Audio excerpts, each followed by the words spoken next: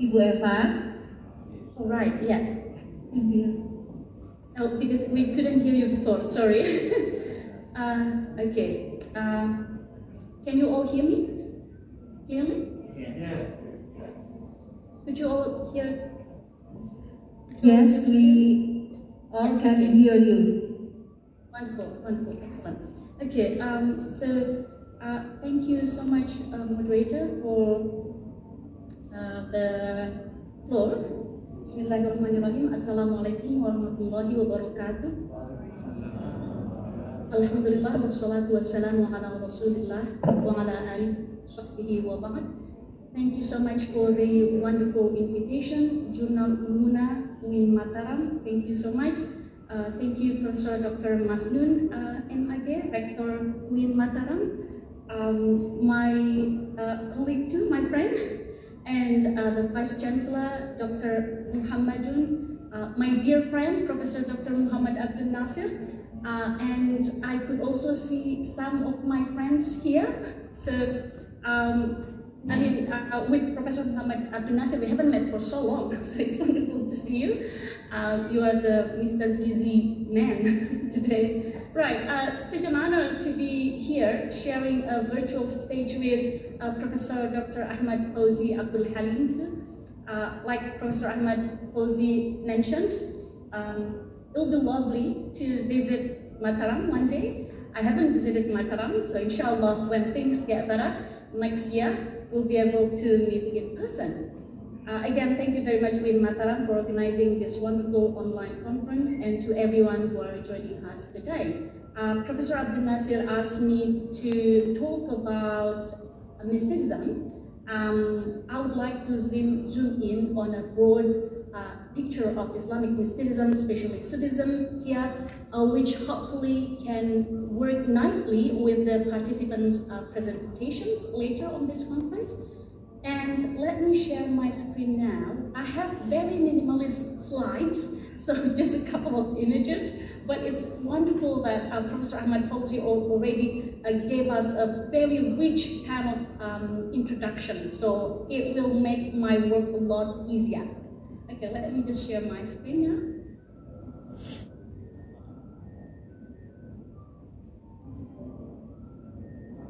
Right, just to double check, you all could see my screen, right?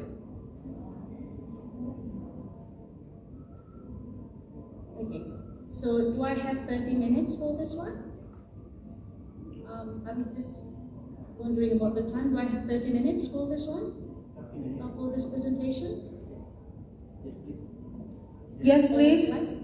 Okay, right. So I should stop there. Okay. Right, so let's start with the theme. Let me see. Okay, so let me just. Okay, so here are the points that I'm going to cover today. I will start with a broad picture, and I will end with my research in progress on Ratib culture in Jakarta. Let's start with the theme of this conference, Rethinking Islamic Philosophy and Mysticism and their contribution to multidisciplinary approach to the study of Islam and Muslim society. It's a bit of a mouthful.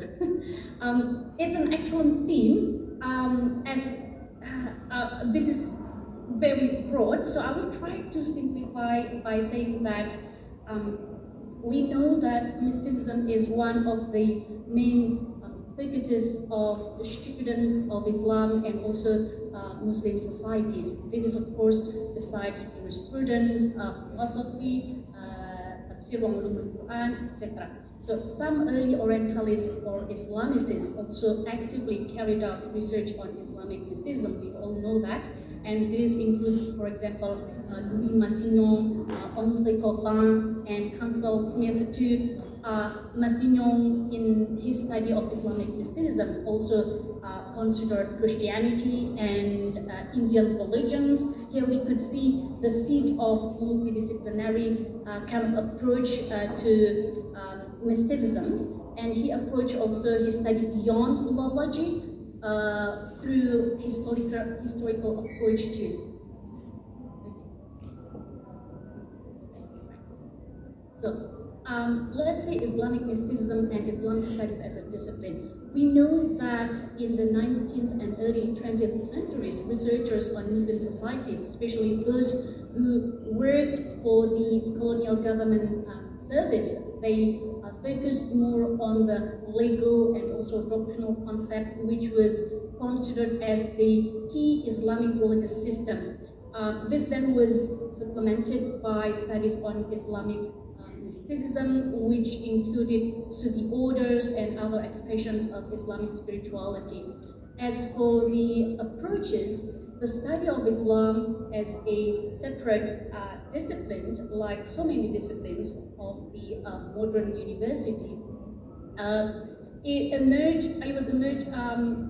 we start from the 19th century, or some say the late 18th century. So it was often mentioned as those who focus their studies on Islam and Muslim societies, they often focus their work on religious texts. This is of course resonant with the broader approach in the history of religions, which for a long time initially focused more on scriptures and also other religious texts. In German circles, for example, we know the predominance of philological and also historical approaches to the study of Islam. Then comes the transformation from the text to probably transformation and also expansion from the text to area studies following World War II. The objective was to train Western people in the non-Western language and cultures. And here comes another phase that we can see more approaches to Islam and Muslim societies, including approaches to mysticism, like sociological and anthropological approaches to, we could see lots of examples of the sociological or anthropological approaches to Islamic mysticism too. Let me say briefly about some studies on mysticism from anthropological perspective, because I'm an anthropologist. I'm sure that many of you are familiar with Clifford Geertz, Islam Observed. I will mix it with Bahasa Indonesia. Please allow me to speak Bahasa Indonesia in English, although I know that this is an international conference. I think it will be easier for some of you if I could also mix it with Bahasa. Okay, I'm sure that many of you are familiar with Geertz again. Geertz Islam Observed. Buku Geertz ini bisa dikatakan salah satu contoh pendekatan anthropological approach to Islam. Di dalam buku ini Geertz fokus kepada studi komparatif antara Islamic experiences yang dia temukan di Morocco and also Indonesia, dan melihat Sufism as a kind of symbolic dimension of Islam in both countries. In fact, when we talk about anthropological approach to Muslim societies, we can say that tema-tema yang sering sekali dibahas oleh antropologis awal yang fokus penelitiannya pada Islam dan juga masyarakat Muslim, mereka menghubungkan antara etnografi dan Islam melalui kajian-kajian mereka mengenai mystics or Sufis. Contoh di antara kajian awal adalah karya dari British anthropologist Ernest Kellner's Saints of the Atlas. Some of you might have read this book, and also Gilson's Saint and Sufi in Modern Egypt. That's my short note, which is not very short perhaps. I'm sorry, mengenai tema besar dari konferensi ini. Now let me start to see, to invite you to see closely some aspects why studying mysticism is very appealing. Mengapa mempelajari atau melakukan riset mengenai mysticism menjadi sangat menarik dan selalu menarik. Let's see all these images. Kalau kita bicara masalah mysticism dalam Islam, kita mengenal mysticism dalam Islam lewat berbagai cara. Hal ini bukan sesuatu yang asing di telinga kita, apalagi di Indonesia. karena banyak sekali praktek Islamic mysticism yang kemudian mudah untuk diakses. Nah, contoh kalau ada gambar seperti ini, dervishes, then we know it's about Sufism.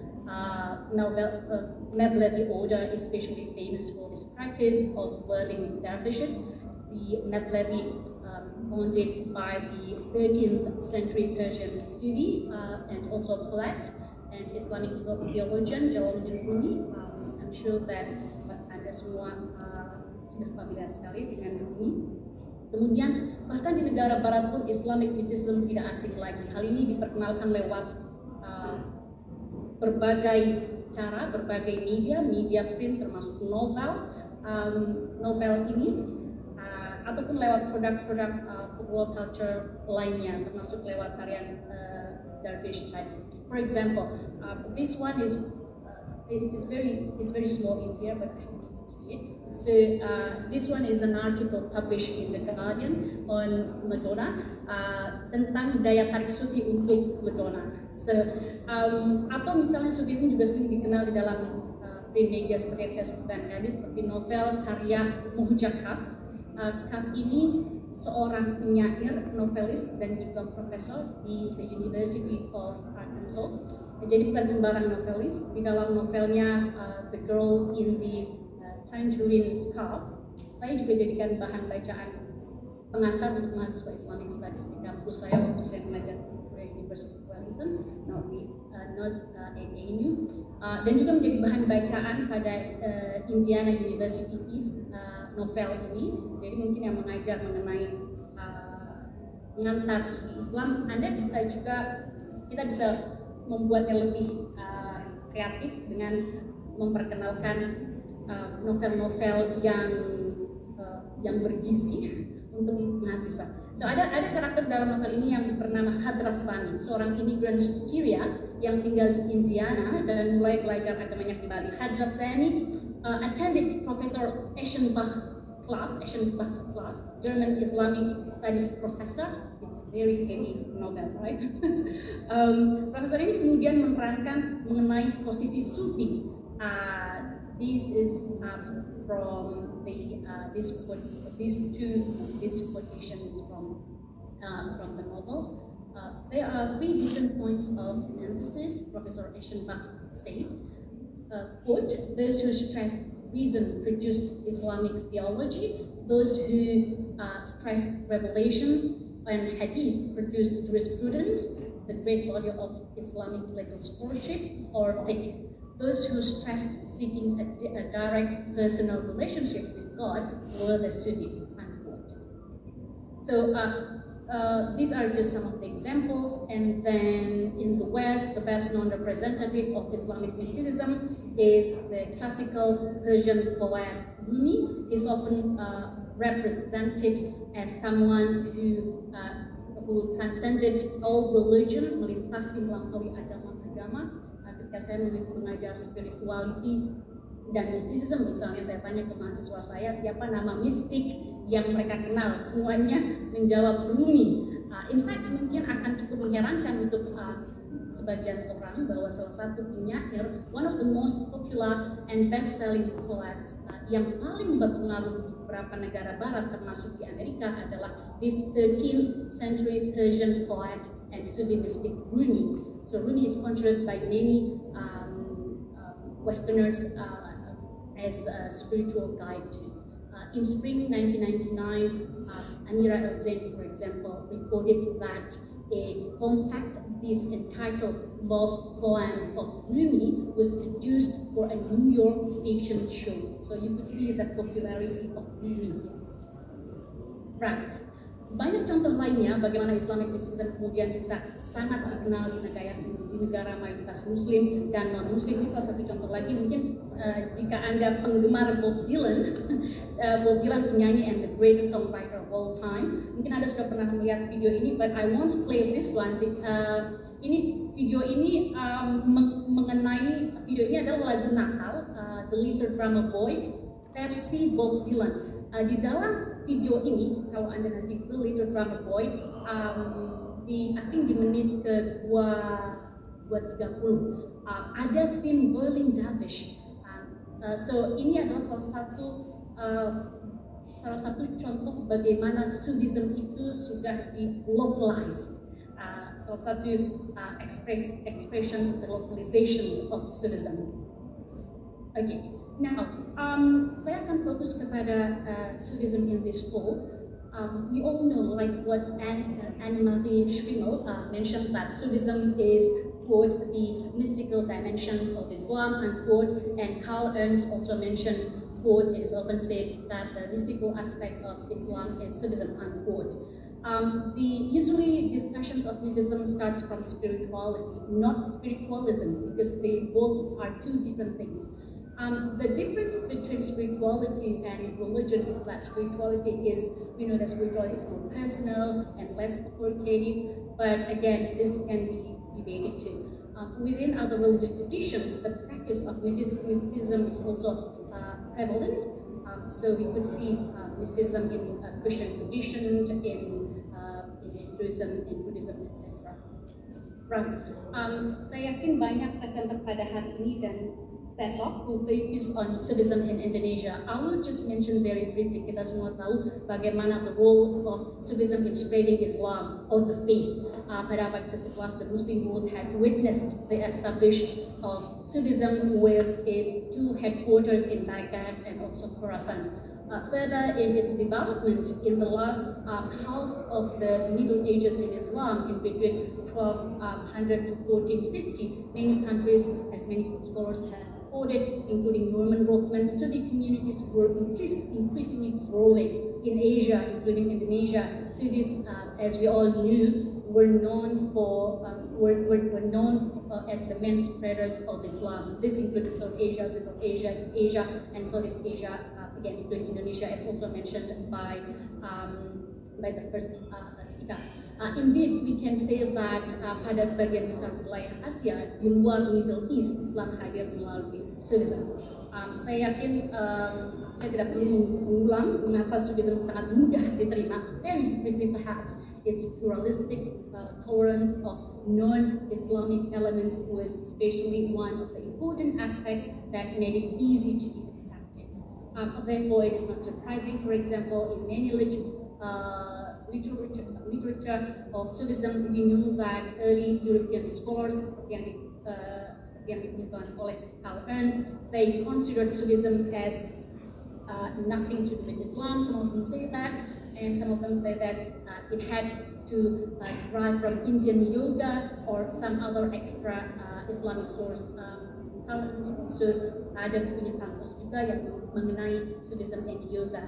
You could check that one too. So this kind of understanding is also adopted by some Muslim reformers and also conservative Muslims, as has been explained before.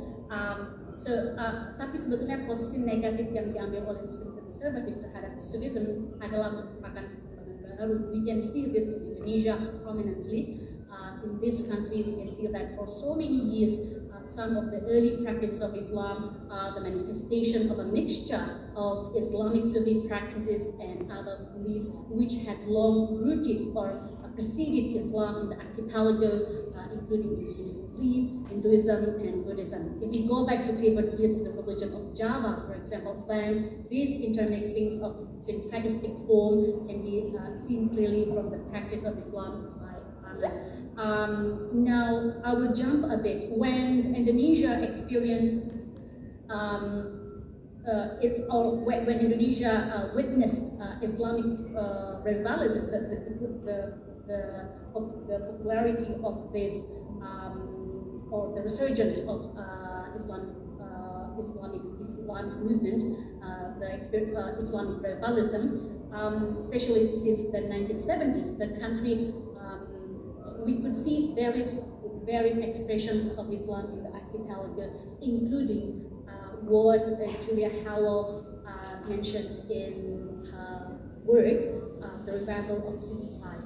So, because usually when we talk about the resurgence of Islamic piety, for example, or the resurgence of Islam, then the focus mostly on the growth of let's say Salafism or other Islamist movements. Well, actually, we could also see the revival here. at the same time. So for further studies on this, you could also consult Merle's book. I'm sure that many of you are familiar with this book. Right, now I'd like to introduce you to my ongoing, I have only 4 minutes, let me see. Now I'd like to introduce you to my ongoing research on urban Sufism in Jakarta. Here I will not focus on a specific tariqat or brotherhood. I will focus more on the people's voices, the grassroots activities. Although my research subjects might be classified as belonging to Tariqah of the Bangalawi, also known as the Tariqat al-Alawiyah, the way they perceive their spirituality is more as the practice of Islam, not a Tariqat practice. So let me start with my vignette. This is my vignette from my ongoing research project. As was usual on Saturday morning, my mother got ready to attend Habib Umar bin Abdurrahman as-Sadat's religious lesson. That day, I decided to accompany my mother. When we arrived, the lesson hadn't started, but the venue was already bustling, with female congregants aged 16 to over 60 years old. The women rushed to greet my mother because she was one of the closest students of Habib Umar. Most of Habib Umar's female congregants also knew that my mother is an ustadha, a preacher, and therefore they respected her.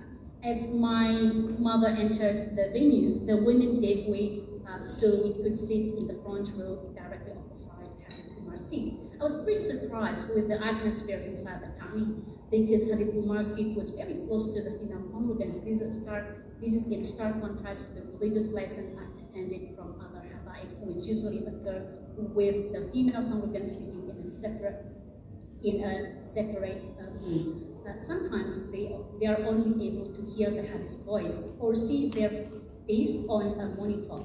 The ta'lim was opened by reading Silahul Ghaib, a compilation of litanies including two famous Ratib al-Atas and Ratib al-Haddad.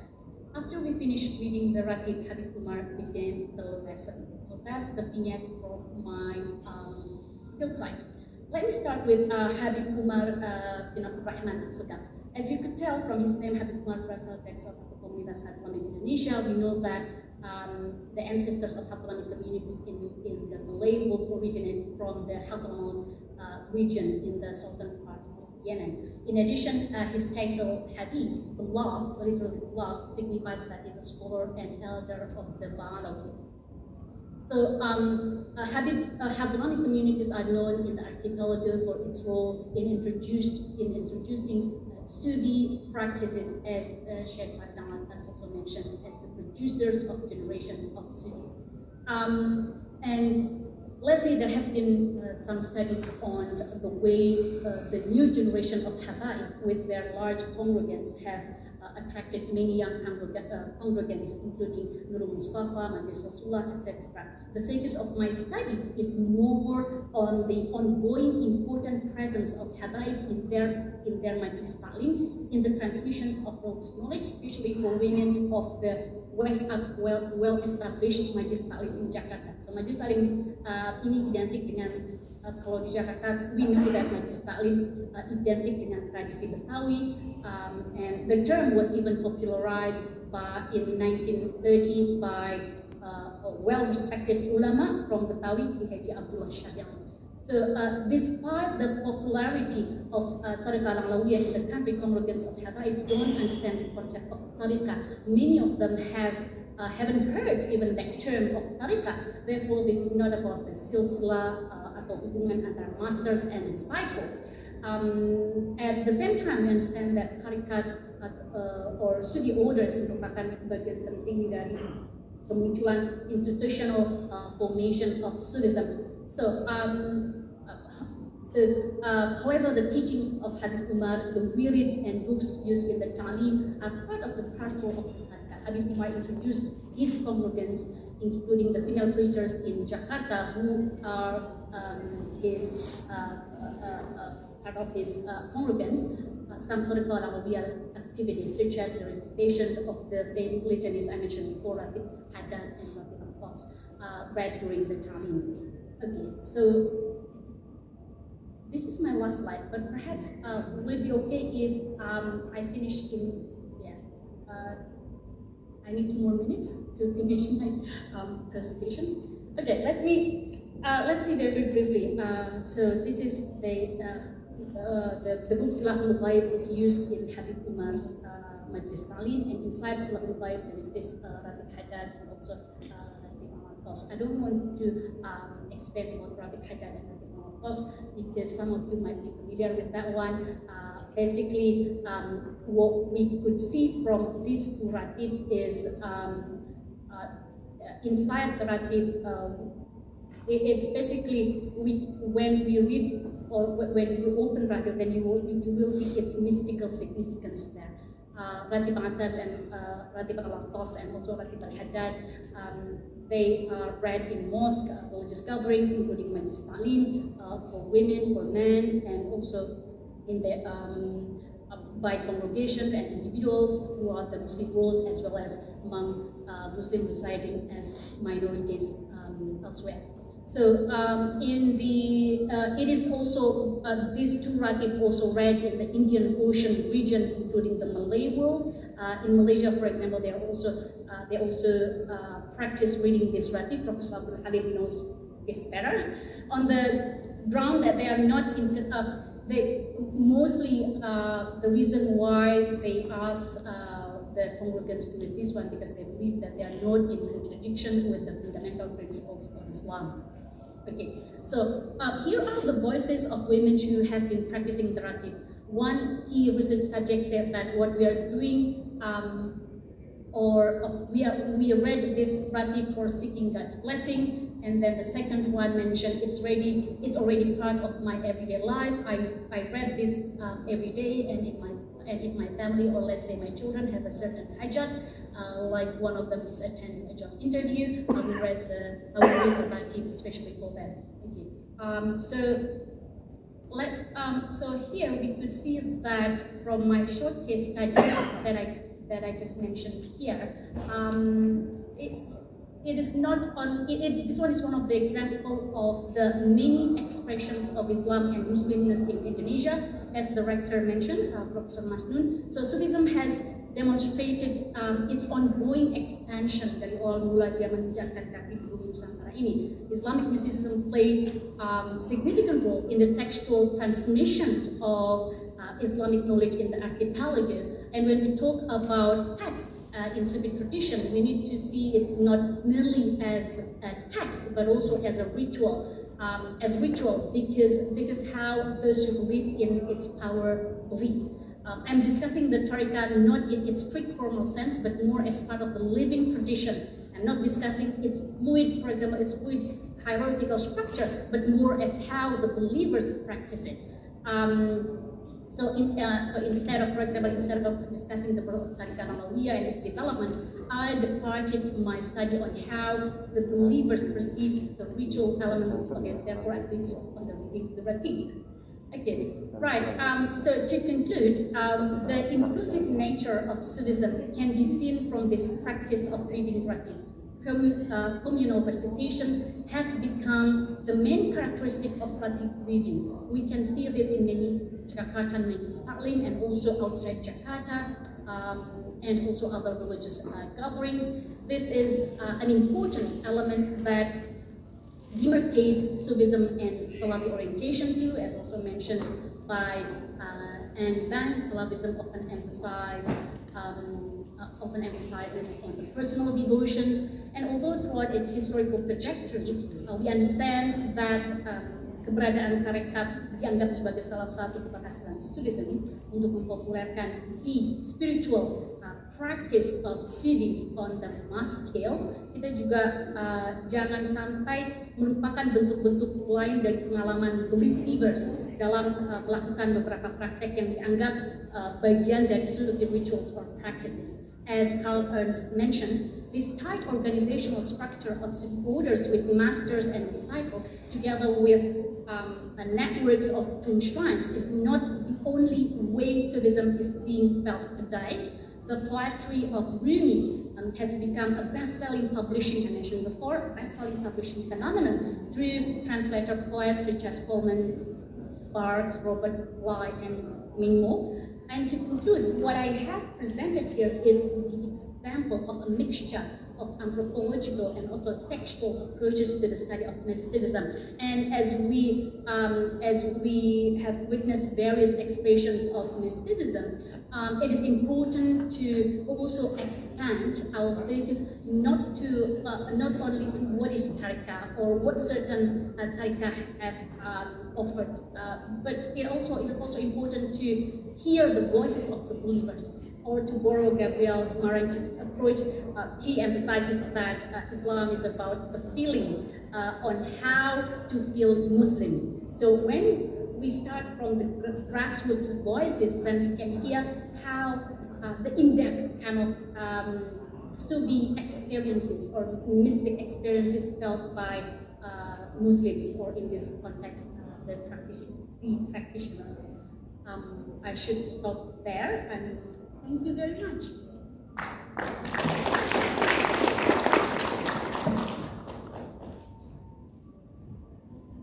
Thank you very much, Ibu Profesor Eva Farunisa, for the speech.